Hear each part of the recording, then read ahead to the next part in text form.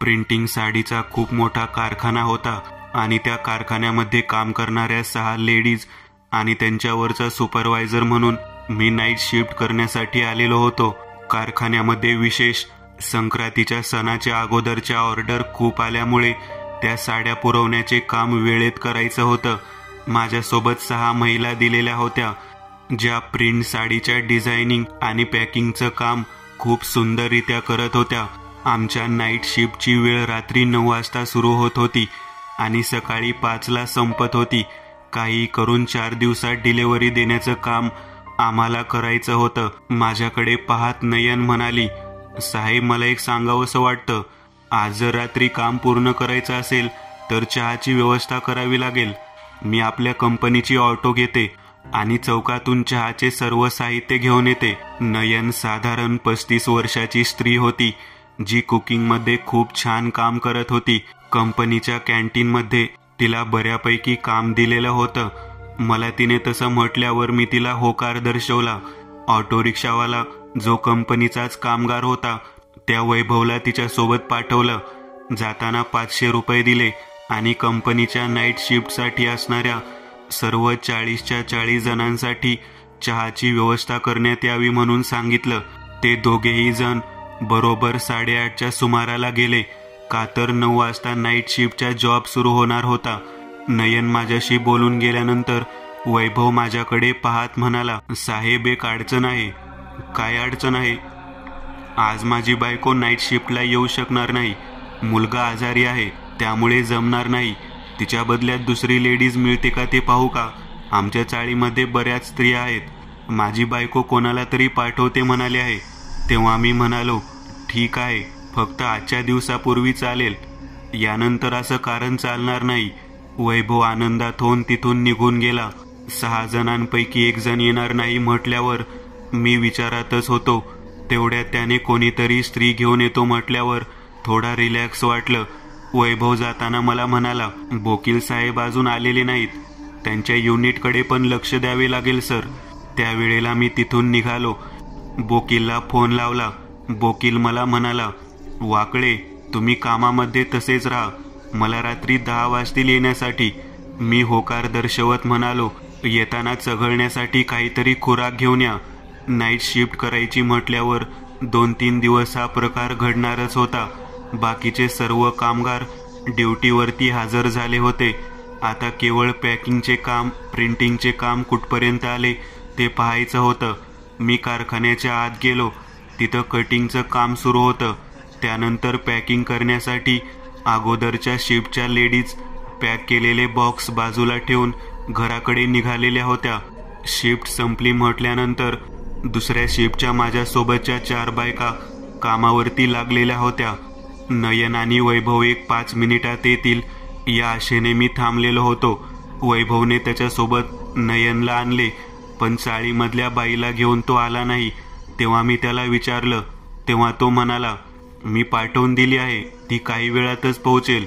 त्यावेळेला मी त्याला म्हणालो, तुझी मंडळी असती तर तू असं केलं असतं का? तिला सोबत रिक्षा घेऊन यायचं नाही का? तेव्हा वैभव म्हणाला, अहो चाळीच्या कॉर्नरवरतीच ती भेटली.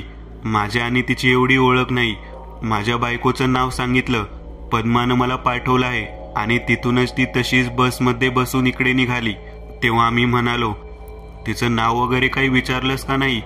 तेव्हा वैभव म्हणाला, हो शालू म्हणून नाव आहे तिचं, येईलच बघा ती. मी कामामध्ये मग्न होतो. वैभव आणि नयन या दोघांनी मिळून चहाच्या कॅन्टीनकडे जायला सुरुवात केली. सर्व साहित्य ते ठेवून चहा बनवायला सुरुवात केली. तोपर्यंत अगदी जुन्या पद्धतीची साडी नेसलेली एक अतिशय तरुण मुलगी माझ्या समोर येऊन उभारली. मी तिच्याकडे नीट पाहण्याचा प्रयत्न केला तेव्हा तिचे डोळे खूप मादक पद्धतीचे होते. ती माझ्याकडे पाहत म्हणाली, मला इथे पद्माने पाठवले आहे. माझ्या लक्षात आले की वैभवची बायको जी आहे तिने या बाईला तिच्या जागी कामाला पाठवलं आहे. मी तिच्याकडे पाहत म्हणालो, आतमध्ये युनिटमध्ये जाऊन पॅकिंगचं काम करायचं आहे, तिकडे जावा. तेव्हा ती माझ्या अगदी जवळ आली आणि माझ्याकडे पाहत म्हणाली, आजच्या कामाचे पैसे रोख मिळतील ना? मी तिला होकार दर्शवला आणि जायला सांगितलं. ती पॅकिंगच्या युनिटकडे वळलेली होती. मी तिच्याकडे नीट निरखून पाहत होतो. सध्याच्या काळामधील ती मुलगी वाटतच नव्हती. काळी सावली, खूप सुंदर, नाकेली बाजूबंद होते, मनगटामध्ये बांगड्या होत्या, अंगठ्या होत्या, पायामध्ये चांदीचा कुळकुळ वाजणारा वाळा होता, कंबरपट्टा सुद्धा होता. मी विचार करू लागलो, ही एका विशिष्ट आदिवासी समाजातील मुलगी आहे का काय? तेवढ्यात वैभव तिथे आला. मी वैभवला म्हणालो, अरे कसलं ध्यान आणलेलं आहेस कामावरती? ती काय कपडे घातलेत का काय? एवढ्या अंगावरती दागिने वगैरे घालून कोणी कामाला येतं का नाईट शिफ्टला? तेव्हा वैभव म्हणाला, आली आहे का ती? तेव्हा मी म्हणालो, हो आलेली आहे, युनिटमध्ये कामाला पाठवलं आहे. तेव्हा वैभव म्हणाला, साहेब मी रिक्षा बाजूला लावून येतो. बरोबर काही वेळानंतर वैभव रिक्षा बाजूला लावून आला. पॅकिंगच्या युनिटमध्ये गेल्यानंतर पॅकिंगचे काम करणाऱ्या 6 बायका आणि बाकीच्या ग्रुपमधल्या 30 ते 35 बायका तिथे कामामध्ये मग्न होत्या. एका पाठोपाठ एक काम ओळखण्याचा जो वेग होता तो वाढलेला होता. गरमागरम चहा घेऊन नयन त्या ठिकाणी आली. 20 लिटरची किटली तिने चहाची सगळ्यांसमोर ठेवली. लगेचच ब्रेक झाला. स्त्रियांनी एका पाठोपाठ एक लाईन करत चहा प्यायला सुरुवात केली. मी शालू म्हणायच्या त्या मुलीकडे पाहत होतो. ती जागेवरून उठलीच नाही. तिच्या कामाचा वेग फार होता.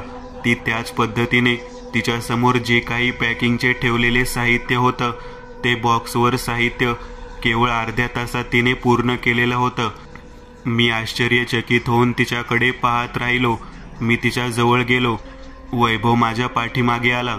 साहेब चहा घेत नाही का? मी म्हणालो, तू चहा घे. मी तिच्याकडे पाहत म्हणालो, शालू चहा नाही घेणार. तेव्हा ती माझ्याकडे काही न बोलता फक्त वरच्या नजरेने पाहत नकार दर्शवू लागली. माझ्या लक्षात येईना, ज्या कामाला 4 तास लागतात ते केवळ अर्ध्या तासात या मुलीने काम कसं काय केलं? तेव्हा शालू माझ्याकडे पाहत म्हणाली, मी दूध घेते, चहा पित नाही. त्यावेळेला मी तिला म्हणालो, मग जा कॅन्टीनमध्ये, आतमध्ये दूध गरम करून ठेवलं असेल, तिथून दूध घे आणि मलाही दूध घेऊन ये. मी सुद्धा आता चहा नाही घेणार. तेव्हा ती तिकडे निघून गेली. काय अशी गोष्ट होती की माझं सगळं लक्ष तिच्यावरतीच विचलित होत होतं. मी हळूहळू तिच्या पाठीमागे गेलो.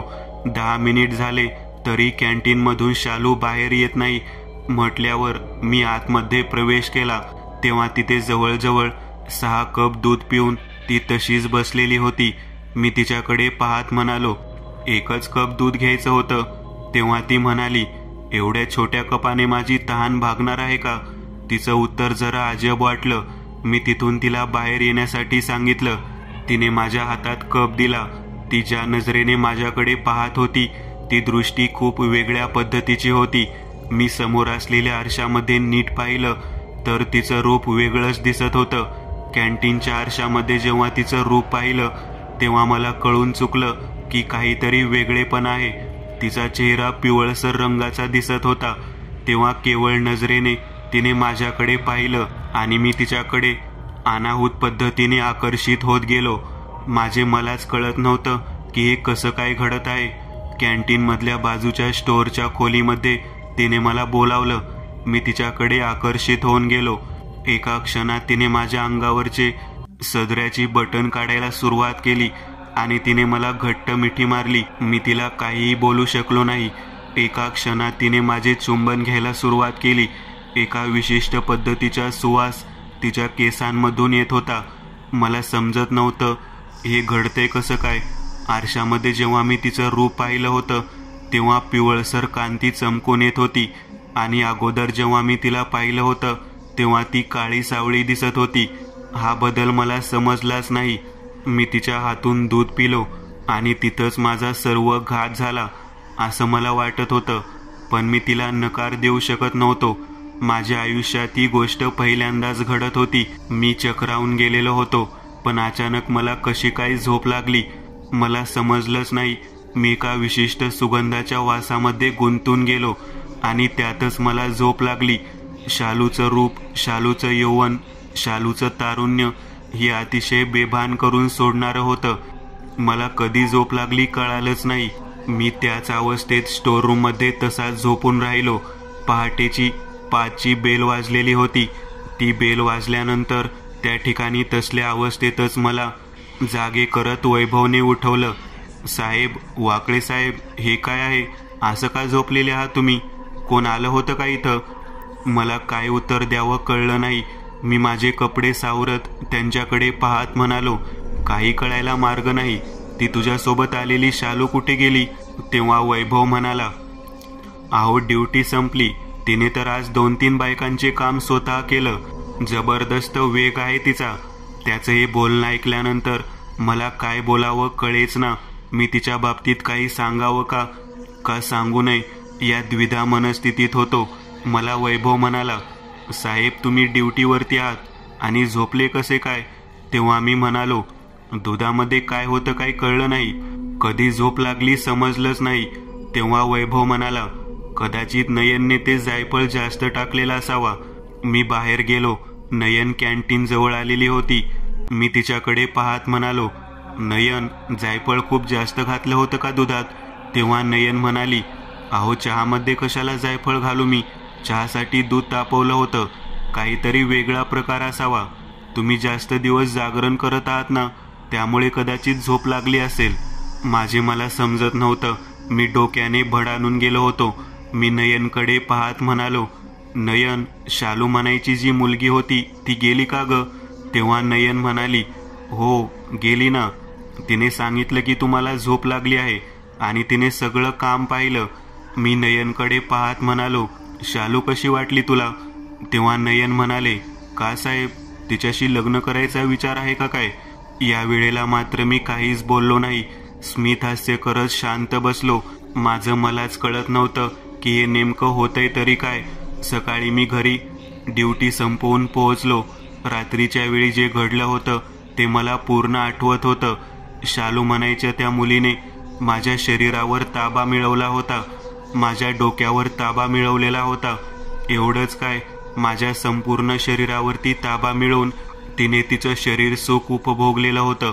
परंतु मला मात्र हे घडलं कसं काय हेच कळत नव्हतं.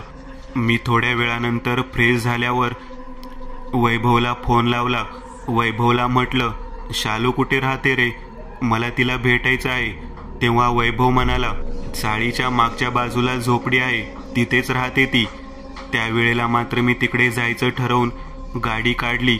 मला शालूला दिवसा भेटायचं होतं. मी वैभवच्या चाळीच्या जवळ गेलो. चाळीच्या मागच्या बाजूला मोठे शेत होतं. शेताला जाणारी एक वाट होती आणि बाजूलाच एक झोपडी होती. वैभव त्या ठिकाणी आला. मला म्हणाला, काय झालं साहेब? तिला का भेटायचं आहे? तिने काही केलं का? तेव्हा मी वैभवकडे पाहत म्हणालो, नाही रे, मला समजत नाही. ती खूपच वेगळी आहे. तेव्हा वैभव म्हणाला, हो, माझी बायको सुद्धा म्हटली होती की ज्या वेळेला शाळेमध्ये पाणी आलं नाही तेव्हा शेतामध्ये विहिरीवरती पाणी भरायला गेल्यावर तिला ती भेटलेली होती आणि तिने सुद्धा तिचं वर्णन वेगळ्या पद्धतीनेच केलं होतं. पण गरीब कुटुंबातील मुलगी आहे बघा. वैभव माझ्याकडे पाहत म्हणाला, वाकळे साहेब, तुमच्या मनात ती मुलगी भरली का काय? तेव्हा मी म्हणालो, अरे नाही रे, काहीतरी गुपित आहे. तुम्ही असं विश्रांती घ्यायचं सोडून इकडे येणारच नाही. त्यावेळेला मी मिश्किल पद्धतीने हसत म्हणालो, तसं नाही, मला तिला भेटायचं आहे. तेव्हा घराकडे बोट दाखवत वैभव म्हणाला, त्या तिथे आहे बघा तिची झोपडी, तुम्ही जाऊ शकता. मी त्या वाटेने जाऊ लागलो. गर्द असणारी झाडी, त्याच पद्धतीने उंचच्या उंच असणाऱ्या चिंचाच्या झाडाच्या मध्यभागातून मी पोहोचलेलो होतो. झोपडीच्या आजूबाजूला काहीही नव्हतं. एका कडेला मात्र विहीर होती. त्या विहिरीवरती पाणी शेंदत असताना मला शालू दिसली. मी तिच्या जवळ गेलो. तिच्याकडे पाहत म्हणालो, तू रात्री असं काय केलंस? तेव्हा ती एक शब्दही बोलली नाही. मी तिच्याशी खूप बोलण्याचा प्रयत्न करत होतो, परंतु तिने एकाही प्रश्नाचे उत्तर दिले नाही. तिने पाणी काढलं आणि मागे नारळाच्या जावळ्यापासून बनवलेल्या न्हाणी घरात ती गेली आणि ती आपले कपडे दरवाजावर टाकत, त्या पडद्यावर टाकत आंघोळ करू लागली. मी बाहेर उभारून तिच्याशी बोलत होतो. लपवण्यासारखं काहीच राहिलेले नव्हते, म्हणून मी बिनधास्त बोलत होतो. ती एक शब्दही बोलली नाही. तिने आपल्या अंगावरती एक दुपट्टा घेतला आणि संपूर्ण ओलं चिंब अंग झाकून घेतलं आणि झोपडीच्या आतमध्ये ती जात असताना केवळ माझ्याकडे तिरप्या नजरेने पाहत आत गेली. हा काहीतरी वेगळाच इशारा आहे असे समजून मी तिच्या पाठोपाठ झोपडीत गेलो. तिने मला डोळ्याच्या इशाऱ्याने आतमध्ये बोलावलेलं होतं. मी आतमध्ये प्रवेश करणार तेवढ्यात बाजूला चुलीवरती असलेलं दूध उकळून चाललेलं होतं. ते दूध पाहिल्यावर मी तिला म्हणालो, अगं दूध उकळत आहे. तेव्हा तिने अलगद देऊन ते गरम पातेलं तसंच उचललं आणि आतमध्ये नेलं आणि एका ग्लासमध्ये ते दूध भरून मला ते आणून दिलं. तिच्या त्या शरीराकडे पाहत असताना माझ्या मनामध्ये वेगळीच भावना निर्माण होऊ लागली. मी तिच्या डोळ्याकडे पाहिलं आणि मी पुन्हा बेभान झालो. माझे मला समजेना की हे नेमकं काय घडत आहे. आणि मी दुधाचा ग्लास पिऊन बाजूला ठेवला आणि तिच्या कवेमध्ये सामावून गेलो. ज्या वेळेला मी पुन्हा एकदा तिच्या घरातल्या आरशामध्ये तिचं सौंदर्य पाहिलं तेव्हा पिवळसर रंगाची छटा चेहऱ्यावरती दिसत होती. या वेळेला दिवस असल्यामुळे मला नेमकं समजना की तिचं खरं रूप कोणतं आहे. ज्या वेळेला मी प्रत्यक्ष डोळ्याने पाहत होतो तेव्हा ती काळी सावळी दिसत होती आणि आरशामध्ये जेव्हा रूप पाहत होतो तेव्हा पूर्ण चेहरा पिवळसर रंगाचा दिसत होता. मी त्यावेळेला तिला बाजूला दूर करण्याचा प्रयत्न केला, पण तो प्रयत्न व्यर्थ ठरला. एका विशिष्ट पद्धतीने मी गुंतून गेलेलो होतो. मला समजत नव्हतं की नेमकं काय चालू आहे, परंतु तिची पिवळ्या रंगाची दिसणारी छटा मला आकर्षित करून जात होती.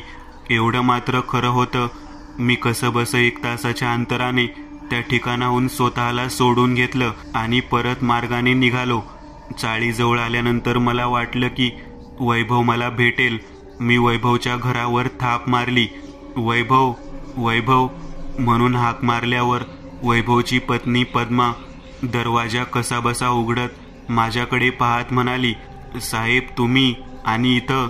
मला काय उत्तर द्यावं कळलं नाही. तेवढ्यात वैभव कुठे आहे म्हणून विचारलं तेव्हा रिक्षा घेऊन बाहेर गेले आहेत म्हणून तिने सांगितलं. तेवढ्यात मागच्या बाजूने वैभव त्या ठिकाणी आलेला दिसला. मी वैभवकडे पाहत म्हणालो, वैभव आणि पद्मा दोघेही जण माझ्याकडे घरात येण्याची विनंती करू लागले. मी त्यावेळेला पद्माला म्हटले, तुझी आणि त्या शालूची ओळख कशी काय? तेव्हा पद्माने माझ्याकडे पाहत उत्तर दिलं, कोण शालू? वाकळे साहेब. शालू म्हणायची कोण व्यक्ती इथं नाही. तेव्हा वैभव म्हणाला, अगं तू म्हणत नव्हतीस का तुझ्या जागी कोणीतरी एक बाई तू पाठवायचं म्हणत आहेस ड्युटीवरती? तेव्हा पद्मा म्हणाली, पण तिचं नाव मी शालू सांगितलं नव्हतं. साहेब तर शालू म्हणत आहेत. तेव्हा वैभव म्हणाला, तू शालूच म्हणाली होतीस. तेव्हा बुचकाळ्यात पडल्याप्रमाणे ती म्हणाली, नाही मला आठवत नाही आणि मी चाळीमधल्या बाईबद्दल बोलत होते. चाळीमध्ये तर कोण शालू म्हणायची मुलगी नाही. तेव्हा वैभव मागच्या बाजूने हात दाखवत म्हणाला, शेतामध्ये ती झोपडी नाही का, तिथेच राहते ती. आता साहेब तिकडेच तिला भेटायला गेले होते. तेव्हा पद्माने डोक्याला हात लावला आणि माझ्याकडे पाहत म्हणाली, साहेब तुम्हाला काही तर झालं नाही ना? त्यावेळेला वैभव म्हणाला, म्हणजे तुला काय म्हणायचंय? अहो तुम्हाला माहीत नाही का, ती मागची जागा बाधित आहे. तिथे कित्येक वर्षांपूर्वी एका मुलीने आत्महत्या केलेली आहे. ती रस्त्यावरून जात असताना बऱ्याच जणांना दिसते. तेव्हा वैभव म्हणाला, अगं तूच तर मला सांगितलं होतं की चाळीच्या समोरच्या झाडाच्या खाली तुझी मैत्रीण बसलेली आहे आणि तिला तू तुझ्या जागी ड्युटीला पाठवत आहेस म्हणून. तेव्हा पद्मा म्हणाली, हो मी म्हटलं होतं, पण तिने नकार दिला. मला वाटलं तुम्ही कोणीतरी बाई ॲडजस्ट केली असेल. त्यावेळेला वैभव तिच्याकडे पाहत म्हणाला, पद्मा तुला कळतं का, दुसरा दिवस उजाडलेला आहे आणि तू आता सांगत आहेस? तेव्हा पद्मा म्हणाली, मी काय करणार, मुलगा आजारी आहे, त्यानंतर माझी तब्येत ठीक नाही, माझ्या लक्षात नाही. तेव्हा मी त्या दोघांकडे पाहत म्हणालो, जे काही आहे ते खूप वेगळं आहे. वैभवकडे पाहत मी म्हणालो, मला तुझ्याशी काहीतरी बोलायचं आहे. तेव्हा वैभव मला म्हणाला, बोला ना साहेब. तेव्हा मी म्हणालो, लगेच इथे सांगता येण्यासारखं नाही, आपल्याला बाहेर जावे लागेल. एक काम कर ना, आपण आपल्या कंपनीच्या कॅन्टीनमध्ये भेटूयात. मी कंपनीच्या कॅन्टीनमध्ये भेटण्याच्या दृष्टिकोनातून वैभवला सांगितलं आणि तिथून मी दिवस पाळी जिथे सुरू आहे त्या ठिकाणी आमच्या कंपनीच्या कॅन्टीन जवळ जाऊन पोहोचलो. तिथं पोहोचल्यानंतर वैभवने मला विचारलं, साहेब काय झालं आहे? तेव्हा मी वैभवला सांगितलं, या कॅन्टीनच्या या स्टोअरच्या दरवाजामध्येच आतमध्ये जिथे आरसा आहे तिथे मी त्या शालूचं रूप पाहिलं. तिने मला 1 कप दूध दिलं होतं आणि ती स्वतः 7-8 कप दूध पिऊन बसलेली होती. ती खूपच वेगळी आणि विचित्र आहे, भयानक सुंदर आणि मनाला कामुक भावना देणारी आहे. ती कोण आहे काही कळायला मार्ग नाही, परंतु पद्मा म्हणते त्या पद्धतीने ती जर झोपडी हॉन्टेड बाधित असेल तर माझ्या लक्षात येत आहे की मी त्या झोपडीमधल्याच त्या मुलीसोबत शारीरिक सुख उपभोगलं आहे. मला तर म्हणायचंय की मी स्वतःहून ते शारीरिक सुख उपभोगलंच नाही, त्या बाईनेच माझ्या शरीराचा उपभोग घेतला आहे. तेव्हा वैभव हादरला. वैभव म्हणाला, काय बोलत आहात सर तुम्ही? मी त्यावेळेला म्हणालो, हो, रात्री जेव्हा दूध पिलं त्यावेळेला मी आतमध्ये कसा सुन्न होऊन पडलो. मला कळालं नाही. तिचं रूप मला आरशामध्ये पिवळसर रंगीच्या छटांमध्ये दिसलं. तेव्हा वैभव म्हणाला, बापरे, पिवळसर रंगाची छटा म्हणजे पिशाच. तेव्हा वैभव माझ्याकडे पाहत म्हणाला, साहेब तुम्हाला सांगू का, जर कोणाचा चेहरा पिवळसर रंगाचा जर आरशात दिसत असेल तर ओळखून जायचं की ती व्यक्ती जिवंत नाही, ती पिशाच आहे. पिशाच शक्तीला हळद खूप प्रिय आहे. जर हळद प्राप्त झाली तर ती व्यक्ती स्वतःच्या चेहऱ्याला ती फासते. म्हणूनच हळद लावलेल्या व्यक्तीला शक्यतो घराच्या बाहेर पडू देत नाही, कारण त्याच्याकडे पिशाच शक्ती आकर्षित होत असते. कदाचित साहेब मला असं वाटतं की मी आणि माझी बायको बाहेर उभारून चर्चा करत होतो. लहान मुलगा आजारी आहे म्हणून हे सांगत होतो आणि रात्रपाळीला बायको येणार नाही, तिच्या जागी दुसरी कोणीतरी बाई घेऊन जावी. हा सर्व चर्चा सुरू असलेला भाग त्या मागे बाधित असलेल्या मुलीने ऐकलेला असावा. त्या झोपडीतल्या मुलीने ते ऐकल्यानंतर कदाचित माझ्या बायकोच्या जागी पाठवलेली बाई तीच आहे असं सांगून ती या ठिकाणी आली. साहेब नको ते घडलं. तेव्हा मी म्हणालो, अरे नको ते घडलं ते घडू दे, पण मला आता माझ्या ताकदीपेक्षाही विचित्र पद्धतीने शरीर यातना भोगून तिच्यासोबत शारीरिक सुख उपभोगायला मिळत आहे. पण मला वाटत नाही की ती परत मला दिसेल. तेव्हा वैभव म्हणाला, जर ती परत दिसली तर तुम्ही काय करणार? पण मला वाटत नाही की ती परत मला दिसेल. तेव्हा वैभव म्हणाला, जर ती परत दिसली तर तुम्ही काय करणार? तेव्हा मी म्हणालो, एखाद्या पिशाच्या शक्तीसोबत झोपण्यापेक्षा तिच्यापासून दूर राहिलेलं बरं. तेव्हा वैभव म्हणाला, या बाईबद्दल किंवा या मुलीबद्दल मला काही जरी माहिती मिळाली तर मी जरूर माहिती घेईन. तेव्हा मी म्हणालो, तू का? मी सुद्धा येतो तुझ्याबरोबर. मी लगेचच वैभव सोबत रिक्षात बसून त्यांच्या चाळीच्या आजूबाजूला असलेल्या झोपडीमध्ये विचारणा करू लागलो. त्यावेळेला एक वयस्कर असलेली द्रौपदाबाई म्हणून म्हातारी आमच्याशी बोलू लागली. माझ्याकडे पाहत म्हणाली, तुझ्या मस्तकावरती पिशाच्या हळदीचा ठसा उमटलेला आहे. मी घाबरलो. तेव्हा तिला म्हणालो, तुम्ही कसं काय ओळखलं? लेकरा, या ठिकाणी असे 10 ते 15 व्यक्ती पाहिलेले आहेत मी, जे या एवढ्या भागामध्ये फिरताना दिसतात. तुला माहित आहे का, तुझ्या चेहऱ्यावर दिसणारा तो पिवळसर रंगाचा ठसा हा मुळात तुझा नाही, तुझा आणि पिशाच्या शक्तीचा सामना झालेला आहे. त्या म्हातारीचे ऐकल्यानंतर वैभव आणि मी दोघेही जण हादरलो. आजी, तुम्ही जे बोलत आहात ते अगदी खरं आहे. मी वाकळे साहेब कंपनीत काम करतो. काल रात्री आणि आज सकाळच्या वेळेला माझा आणि पिशाच्या शक्तीचा सामना झालेला आहे. तेव्हा ती बाई माझ्याकडे पाहत म्हणाली, शालू सोबत तू प्रणय सुख घेतलंस ना, झोपलास ना तिच्यासोबत, आता ती सोडणार नाही. ती अतृप्त आहे, अतृप्त. सगळेजण म्हणतात ती अतृप्त शालू आहे. तिच्या झोपडीच्या मागे 16 जणांना तिने गाडलेलं आहे. माणूस स्वतःची शारीरिक क्षमता संपेपर्यंत तिच्यासोबत प्रेम सुखात रंगतो, पण जेव्हा तिची पिशाची शक्ती जागृत होते तेव्हा मात्र त्या व्यक्तीचा जीव ती घेते. तू नशीबवान आहेस, म्हणून या ठिकाणी येऊन सुद्धा परत चाललेला आहेस. तेव्हा वैभव म्हणाला, आजी, ही गोष्ट मी अगोदर कधीच ऐकली नाही. तेव्हा द्रौपदाबाई म्हणायची म्हातारी आमच्याकडे पाहत म्हणाली, जर या गोष्टीतून वाचायचं असेल तर एक काम कर. काय करावे लागेल? मला तिच्याकडे पाहिल्यानंतर स्वतःवर नियंत्रण राहत नाही असं जाणवतं. ती स्वतःहून मला बोलावून घेते का काय असं वाटतं. तेव्हा ती म्हातारी म्हणाली, ही जी झोपडी आहे ना, या झोपडीमध्येच त्या बाईने घास घेतला होता. शारीरिक वासना एवढ्या तीव्र स्वरूपाची होती की तिच्या नवऱ्याने तिच्या समोर असमर्थता दर्शवली होती. आपली वासना कोणी शमवू शकत नाही म्हणून ती बाहेर ख्याली करू लागली. नवऱ्याला ही गोष्ट समजल्यानंतर त्याने तिला घरातच बंदिस्त करून ठेवलं. त्या झोपडीत बंदिस्त केल्यानंतर तिने 2 ते 3 दिवस स्वतःच्या वासनेला शांत करण्याचा प्रयत्न केला, परंतु अखेर ती शांत करू शकली नाही. शेवटी तिने स्वतःचा जीव दिला आणि त्या दिवसापासूनच या भागात तिचा वावर सुरू झाला. नवरा घाबरून पळून गेला, पण अजूनही त्या बाधित झोपडीच्या जवळपास जाणारा व्यक्ती तसेच या चाळीपासून पुढे असलेल्या झाडाखालच्या भागामधला व्यक्ती तिला पाहू शकतो. एकंदर सर्व प्रकार ऐकल्यानंतर मी चांगलाच घाबरून गेलो होतो. मी त्या द्रौपदाबाईकडे पाहत म्हणालो, काय केल्याने माझ्या पाठीमागचा त्रास दूर होईल?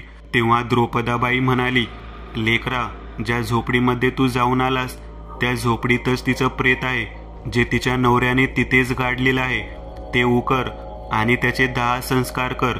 मला वाटतं पिशाच्य शक्तीच्या शरीराला अग्निसंस्कार केल्यानंतर तिला मुक्ती मिळेल. वैभव माझ्याकडे पाहत म्हणाला, साहेब, आज रात्र होण्याच्या अगोदरच हे करावे लागेल, नाहीतर मला वाटतं रात्री पुन्हा एकदा ती येईल. आणि जर ती आली तर यावेळेला मला वाटत नाही की तुमचा जीव वाचेल. मी घाबरलेल्या अवस्थेत लगेचच वैभवशी चर्चा करत, त्या म्हाताऱ्या आजीशी चर्चा करत त्या झोपडीच्या दिशेने तिचे अंतिम संस्कार करण्याच्या दृष्टिकोनातून जायचं म्हणून ठरवलं. संध्याकाळी थोडा अंधार पडल्यानंतरच तिथं जावं, अन्यथा तिथे कोण काय करत आहे हे पाहण्यासाठी लोक येतील अशी सुद्धा भीती होती. बरोबर संध्याकाळच्या वेळेला वैभव आणि मी दोघेही जण त्याच्या रिक्षामध्ये लाकडं घेऊन त्या ठिकाणी पोहोचलो. झोपडीचं दार उघडलं. मी आत प्रवेश केला. आतमध्ये मोबाईलच्या बॅटरीमधून खाली तिचं जिथं प्रेत गाडलं गेलं आहे ती जागा उकरण्याच्या दृष्टिकोनातून प्रयत्न करू लागलो. तेवढ्यात माझ्या खांद्यावरती हात ठेवून कोणतर मला स्वतःकडे ओढत आहे असं जाणवलं. मी मागे वळून पाहिलं तेव्हा शालू माझ्याकडे पाहत होती. वैभव बाहेरच उभारलेला होता. रिक्षातून लाकडं उतरवत होता. अचानक दरवाजा बंद झाला. वैभव घाबरला. वैभव घाबरून दार वाजवू लागला. तिने काहीही न बोलता मला स्वतःजवळ खेचून घेतलं. मला आता काय करावं कळेना. मी डोळे मिटून घेतले, कारण आरशामध्ये जेव्हा मी तिचं पिवळसर रूप पाहत होतो तेव्हा मी तिच्या स्वाधीन होत होतो हे मला कळत होतं. मी त्याच अवस्थेत तिला माझ्यापासून दूर लोटण्याचा प्रयत्न केला. थोडा अंतर दूर लोटल्यानंतर तिने माझा हात घट्ट धरला आणि तिच्या घराच्या मागच्या बाजूच्या दाराने मला ती घेऊन गेली. माझ्या लक्षात येऊ लागलं, आपण जर तिचं रूप आरशात पाहिलं तर ती आपला जीव घेणार. ती पिशाच्य शक्ती दाटून येणार. आता मागच्या बाजूला 16 जणांनी पुरलेली जागा आहे. कदाचित 17वा नंबर आपला असेल या भीतीत मी होतो. तेवढ्यात वैभवने आतमध्ये प्रवेश करून त्या ठिकाणी आणायला सुरुवात केली. थोड्या वेळ खोदकाम केल्यानंतर त्याने तिचं प्रेत बाहेर काढलं. सापळा जशाच्या तसा होता. त्या सापळ्यावरती त्याने लाकडं टाकली. ती लाकडं टाकून तो पेटवणार. तेवढ्यात माझ्याजवळ असलेली ती भयानक शक्ती तितक्याच प्रचंड वेगात मागच्या दिशेने खेचली गेली आणि प्रचंड मोठ्याने किंचाळत माझ्याकडे पाहून ओरडू लागली. मी त्या दिशेने आत जाऊ लागलो. वैभवने मला आरशात पाहू नये असं सांगितलं आणि त्याने लाकडं पेटवली. एका क्षणात लाकडाच्या त्या अग्नीच्या ज्वाळेमध्ये ती शालू भस्मसात झालेली मी स्वतःच्या नजरेने पाहिली. वैभवकडे पाहत मी म्हणालो, तिची ओळख तूच करून दिलीस आणि तिचा शेवट सुद्धा तूच केलास. तेव्हा वैभव मला म्हणाला, साहेब, नशीबवान आहात म्हणून वाचलात बघा. जर द्रुपदाबाई म्हातारी गाठ पडली नसती तर अतृप्त शालूच्या वासनेच्या आहारामध्ये तुमचा पण नंबर लागला असता. देवाची करणी चांगली होती. तुमचा स्वभाव चांगला आहे म्हणून तुम्ही वाचलात. आम्ही दोघे जण त्या ठिकाणाहून परतीच्या मार्गाने निघालो.